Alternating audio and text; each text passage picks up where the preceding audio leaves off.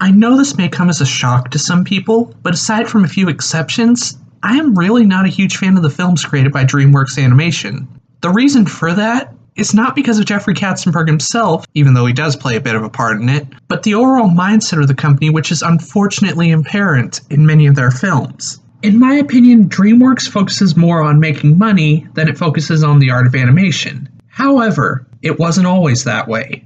In 1998, the company created a musical film based on the Book of Exodus, a film which would later become known as The Prince of Egypt. This film, along with Shrek and How to Train Your Dragon, is actually one of the few DreamWorks films I actually enjoy. But then again, I have always preferred traditional animation over CGI.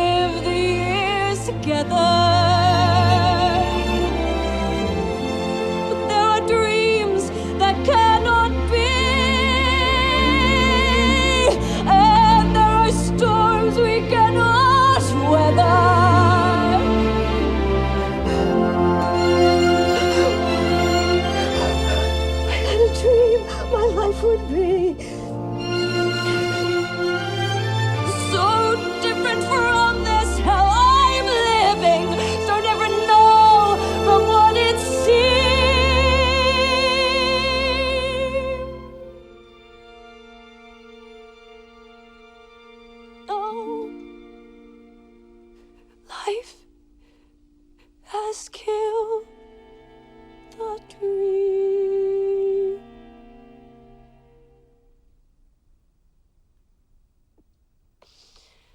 I dream.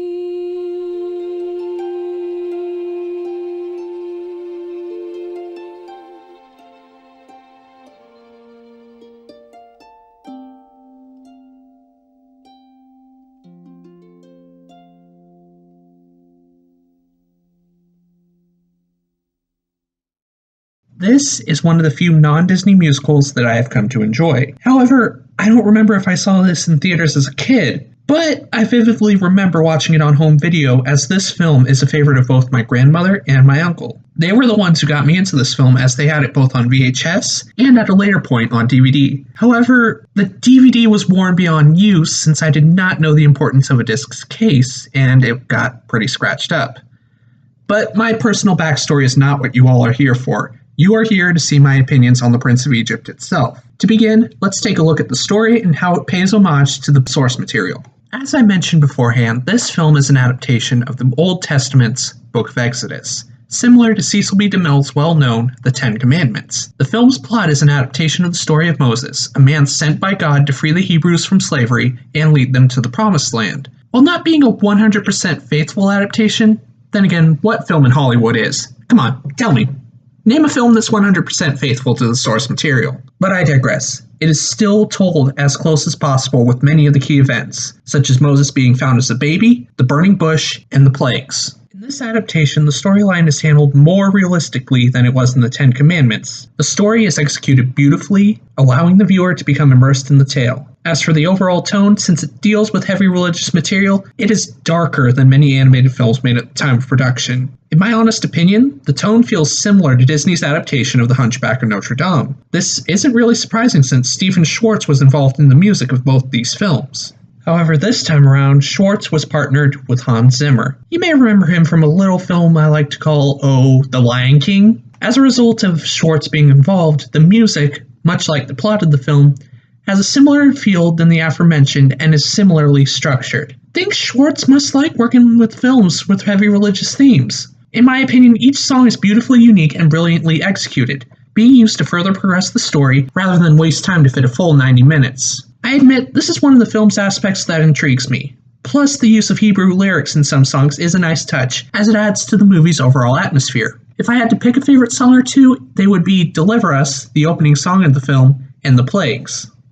The characters are another beautifully done aspect of this film. I am sure many of us know the story of Moses from the Book of Exodus, and how the character is usually portrayed. However, this film's portrayal of Moses is more realistic than what is usually seen. He's given darker skin and darker hair as if this film were telling a historically accurate portrayal of the story. He is also portrayed as much more sympathetic than in other versions and handling situations more realistically.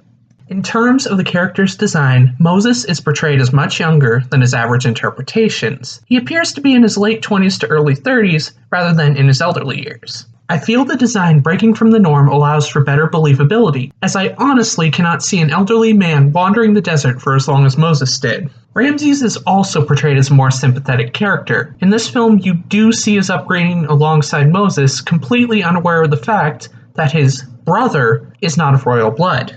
You end up seeing the relationship between the two, something that contributes to driving the conflict. While Ramses sees Moses as an enemy for his ambition, he initially refuses to lay harm on him as he cares deeply for his brother. However, he soon decides there is no other way and turns against Moses for his crusade to free the Hebrews. The descent into madness, as I like to call it, is handled very realistically and occurs gradually throughout the course of the film. May I also say that these two characters, like the rest of the cast, are beautifully animated.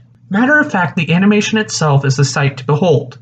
The film uses a combination of both traditional and computer-generated animation, a process Katzenberg prefers to call, and I hope a certain 2D animation instructor I have forgives me for saying this, digital animation. Wow, that phrase really makes me cringe, and it shows how little Jeffrey Katzenberg knows about the animation industry. Every character's animation is fluid and realistic, which adds to the appeal. As for the CGI elements, they are seamlessly integrated into the film and add to the overall atmosphere. I will give this to DreamWorks. They really excel in the visual department. If only they could do better in the story department with a lot of their films. Looking at you, boss baby! Overall, even though I am not the biggest fan of DreamWorks films, The Prince of Egypt is one of its few exceptions. It is something to behold as beautiful as its source material, a visual marvel that I believe every fan of animation or cinema in general should see. I actually prefer this version of the story over DeMille's Ten Commandments. The film has better pacing, better character development, and I think it is actually a more faithful adaptation of the story, but feel free to correct me in the comments below. If I am wrong, I take full accountability for it. Next time, we move out of our flight into Egypt and take another journey to the past, so we may see certain events that happened once upon a December.